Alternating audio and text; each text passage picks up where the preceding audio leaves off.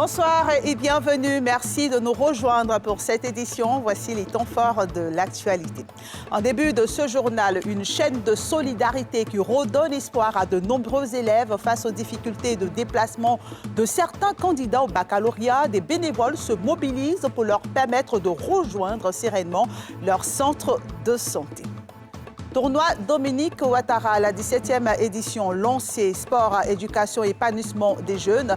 La Coupe Dominique Ouattara est de retour pour une 17e édition. Durant les vacances scolaires, des milliers d'enfants pourront se retrouver autour des valeurs de fair play, de discipline et de fraternité.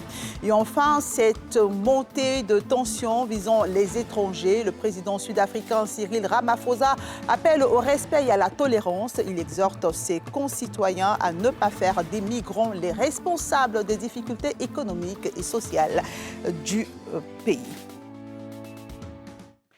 Depuis le début des épreuves écrites du baccalauréat, des initiatives citoyennes se multiplient pour permettre aux élèves de rejoindre leur centre d'examen dans de meilleures conditions. À Abidjan, des bénévoles se mobilisent chaque matin pour faciliter leur transport et réduire le stress lié au déplacement. Une chaîne de solidarité saluée par les candidats et leurs familles, comme vous le verrez dans ce reportage de Faltia Koulibaly et de Cheikh Bleu.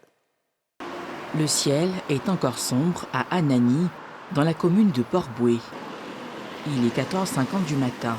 À mesure que l'aube se dessine, les premières silhouettes des élèves de terminale apparaissent dans les rues du quartier. À l'arrivée des cars de ramassage, les candidats embarquent progressivement.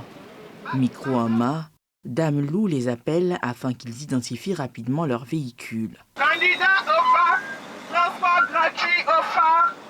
Parmi les élèves transportés ce matin, Béranger et Karl-Marie, comme de nombreux autres candidats en route vers leur centre d'examen. Ça nous enlève une épine du pied même, parce qu'on arrive vite. Donc ça nous permet encore de vite arriver, de réviser, essayer de réviser quelques 2-3 trucs. Le transport ici, c'est vraiment cher. Pour partir à Koumassi même, des fois c'est 700 si tu n'arrives pas vite. Quand nous sommes dans ce cas même, nous sommes relax, il y a tout vraiment ici, il y a la clim, donc on arrive vraiment à l'heure et puis on est un peu distancé quand même. Si nous, Dieu a fait la grâce qu'on a eu le bac là, nous on va se mettre dedans aussi pour aider les autres. Mobilisée depuis 3h du matin, Dame Lou coordonne les derniers préparatifs. À l'origine de cette opération de transport, elle en dévoile les contours et les ambitions. Nous avions vu les enfants du BPC 2025 souffrir et plusieurs sont restés, n'ont pas pu venir. Et c'était comme un cri, une colère sainte en fait. On a dit il faut qu'on fasse quelque chose et tout ça. Donc on a décidé de voir des amis, des collègues, des entreprises, la famille, pour essayer de cotiser de l'argent. Notre objectif, comme il me plaît à le dire, 0 retard aux examens. Les bénévoles, c'est la plupart des profs, des éducateurs de l'école de ma fille, puisqu'on fait le trajet habituellement en véhicule ensemble. Et à eux, et puis ensuite quelques scouts. À 2 jours de la fin des examens, certaines difficultés persistent encore sur le terrain. Des défis auxquels Dame Lou s'efforce d'apporter des solutions. Nous avons besoin de finances. On ne va pas se voiler la face. Pourquoi je dis cela? Parce que la première fois que nous l'avons fait caché dans l'anonymat et tout ça, on avait fait seulement le baccalauréat. Cette année, on ne pouvait pas laisser le BPC et le baccalauréat choisir. On a décidé de faire les deux. C'est ainsi que nous avons lancé une cagnotte de 5 millions. Et comme je disais, on n'a plus que reconnu 180 et quelques mille. Donc, certaines personnes nous ont aidés pour pouvoir faire le noyau, à qui d'ailleurs je tiens à dire merci du fond du cœur. On a commencé et là, on n'a pas soldé. On espère, juste avant la fin des examens, à pouvoir solder. Et le propriétaire du cas a été compréhensif. Vu qu'on a la contrainte des dates, il a accepté de sortir ses cars. Fin de parcours avec 11 victoires, conduite jusqu'à son centre d'examen. Aujourd'hui, comme ça, c'est la première fois. Je ne savais pas qu'il y avait un cas qui prenait les élèves en classe de terminale. Donc, c'est une première. Donc, je vais voir sur demain. Si j'ai la chance encore, ça me fera plaisir. Au-delà de cette session de baccalauréat, l'objectif est clair. Faire de cette initiative un rendez-vous annuel de solidarité au service des candidats à Abidjan et demain dans tout le pays. Et puis, ils sont nombreux ces candidats au baccalauréat dont le quotidien a été bouleversé par les opérations de déguerpissement menées dans plusieurs communes d'Abidjan. Entre perte de repères, difficultés de logement et conditions de révision précaires, certains abordent les épreuves dans un contexte particulièrement éprouvant. Pour leur témoigner la solidarité du gouvernement, la ministre en charge de la cohésion nationale s'est rendue auprès des élèves concernés à Koumassi et à Port-Boué. Le reportage de Marie-Paul Rappé. Avant le démarrage des épreuves du baccalauréat, Miss Belmondo, ministre de la Cohésion nationale, de la solidarité et de la lutte contre la pauvreté, s'est rendue au chevet des élèves victimes des récentes opérations de déguerpissement dans le district d'Abidjan.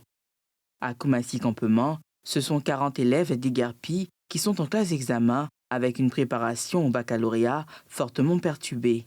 Cette initiative est venue porter en aide, pouvoir avoir quelques dossiers pour nous rendre à l'examen, pouvoir composer dans la tranquillité.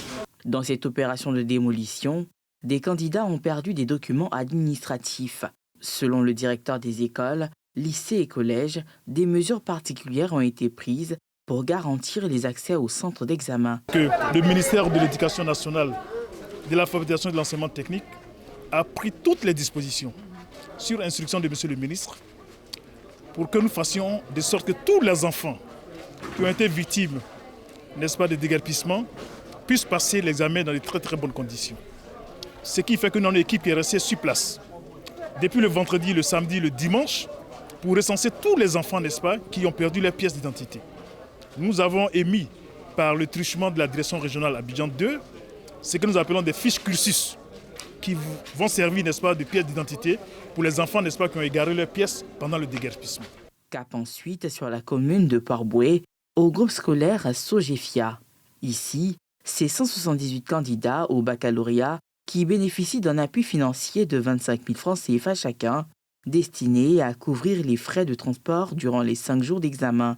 Des vivres et des non-vivres sont également remis aux communautés affectées. C'est pour dire merci d'abord au ministère de la Cohésion sociale qui est en contact avec nous depuis un certain temps pour nous aider aussi à encadrer nos déguerpis et nos élèves qui doivent faire le bac. Ce matin, nous sommes avec nos enfants candidats au bac. Et le ministère essaie de les aider avec les moyens de bord pour qu'ils puissent être dans les meilleures conditions pour passer leur examen. L'objectif reste le même, soutenir ces familles dans l'épreuve et garantir aux élèves toutes les chances de réussite au baccalauréat. Nous avons donné comme conseil aux enfants de ne pas se laisser affecter par le drame qu'ils ont vécu avec la destruction des maisons. Nous leur avons dit qu'au nom du président, nous leur demandons d'être forts, d'être résilients et de surtout se souvenir de tout ce qu'ils ont appris pendant les 9 mois. Et nous espérons qu'au nombre de ces enfants-là, nous aurons plus de bacheliers. Et nous allons continuer à les suivre puisque nous avons la liste de tous ces enfants et les numéros de téléphone. Un message de solidarité et de proximité qui, pour de nombreuses familles, constitue un motif d'espoir dans un contexte particulièrement éprouvant. Le tournoi de football doté de la Coupe Dominique Ouattara revient pour une 17e édition. Destinée aux enfants de 7 à 15 ans, cette compétition se déroule pendant les vacances scolaires afin d'offrir aux jeunes un cadre de divertissement sain, d'épanouissement et de partage. Le lancement officiel de cette 17e édition a eu lieu aujourd'hui au cabinet de la Première Dame en présence de nos reporters Nadia Ega et Joseph Zécré. Le ballon rond à l'honneur au cabinet de la Première Dame Dominique Ouattara ce mercredi 17 juin.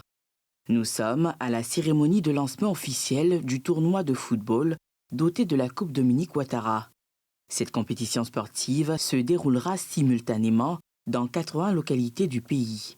Un vecteur de cohésion sociale pour les communes bénéficiaires. Nous nous engageons à soutenir ce tournoi, à le célébrer et à en faire une fête attendue, préparée, ancrée dans la vie de nos communes. Car ce tournoi n'est pas un événement que l'on reçoit passivement. C'est une responsabilité que nous acceptons et nous vous remercions énormément pour ce qui est fait pour nos enfants pendant ces vacances. Alors que les pachydermes défendent en ce moment les couleurs de la Côte d'Ivoire à la Coupe du Monde, le lancement de ce tournoi représente pour ces jeunes l'espoir de briller demain dans ce sport qui les passionne tant. Nous sommes conscients de la chance que vous nous offrez et nous vous promettons de garder dans nos cœurs ces moments de bonheur et de toujours donner le meilleur de nous-mêmes, sur le terrain et dans la vie de tous les jours. Pour le monde du sport ivoirien, et en particulier footballistique, cet événement est un atout considérable. La Coupe Dominique Ouattara est bien plus qu'un simple tournoi. Elle constitue un véritable cadre de détection et d'encouragement des talents tout en transmettant à notre jeunesse les valeurs de citoyenneté, de discipline, de respect et d'égalité. À travers chaque match et chaque enfant qui foule la pelouse, c'est une promesse d'avenir pour notre pays et pour le football. Vous avez compris avant beaucoup d'autres qu'une nation se construit d'abord dans les rêves de ses enfants, dans la qualité de leur éducation et dans les valeurs qui leur sont transmises. Votre remarquable initiative s'inscrit en parfaite harmonie avec la vision de votre cher époux, son Excellence M. Alassane Ouattara, qui a fait du capital humain et de la promotion de la jeunesse l'un des piliers majeurs du développement de notre pays. Ce tournoi, qui dure depuis 17 ans, fait partie des nombreuses actions menées par la première dame Dominique Ouattara à travers sa fondation pour l'épanouissement des enfants. Elle a encouragé les enfants à croire en leur potentiel. Chers enfants, ce tournoi est le vôtre. Il est organisé pour vous. Nous le faisons parce que nous souhaitons que vous passiez d'agréables vacances. Je vous encourage à profiter de chaque moment et de vous faire de nouveaux amis. Si un jour vous rêvez de porter le maillot de nos éléphants, souvenez-vous que tout commence par vous et croyez en vos rêves. Je voudrais souhaiter à toutes les équipes participantes une très belle compétition. J'émets le vœu que cette édition 2026 laisse à nos enfants un souvenir impérissable. En guise de récompense, les 3 meilleures équipes se répartiront une enveloppe de 410 000 francs CFA, 3 jeux de maillot, 6 ballons et des trophées. Une bonne raison de célébration et d'expression de gratitude à l'endroit de la première dame, par qui est rendu possible ce tournoi.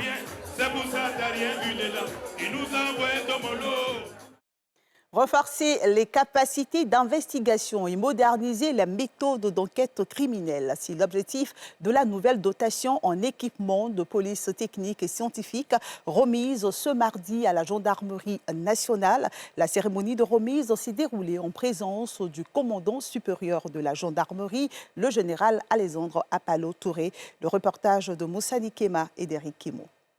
Commandement supérieur de la gendarmerie nationale. En première ligne, le général de division Alexandre Apalo Touré reçoit un important lot de matériel scientifique.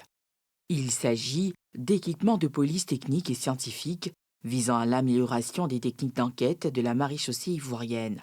Les systèmes automatisés d'empreintes digitales sont en effet un outil fondamental pour améliorer l'efficacité des forces de l'ordre en facilitant l'identification des individus et la résolution d'affaires criminelles. Ce système permet aussi de faire des liens entre les affaires qui seraient potentiellement passées inaperçues, contribuant ainsi à une meilleure compréhension des groupes criminels. Initialement exploité par la police nationale, aujourd'hui partagé, renforcé par les moyens mis en œuvre par la gendarmerie nationale, afin de consulter, d'alimenter une base de données criminelle commune, nationale, moderne et performante. Elle garantit une identification précise des individus, facilite la recherche d'antécédents judiciaires, contribue à la révélation et à la résolution d'affaires au travers d'une coopération régionale, interrégionale renforcée.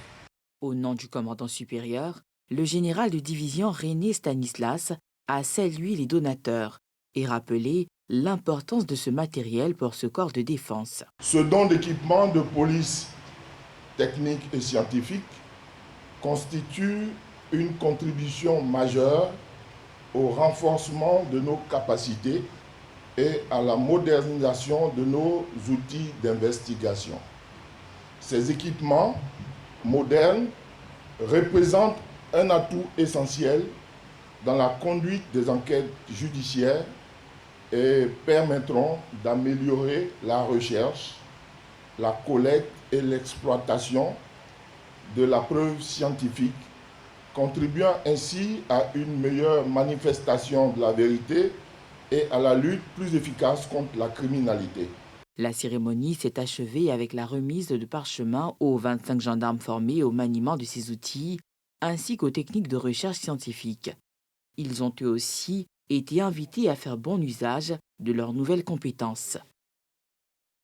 Et si la cuisine pouvait rapprocher les communautés? À Farkessédougou, la gastronomie est mise à l'honneur comme vecteur de dialogue, de partage et de cohésion sociale. Un savoureux mélange de tradition et de convivialité a marqué la première édition du brunch à l'ivoirienne, une initiative locale qui mise sur la richesse culinaire et culturelle du pays pour renforcer le vivre ensemble dans la région du Tchologo. Et Pierre Dipomelin nous y conduit.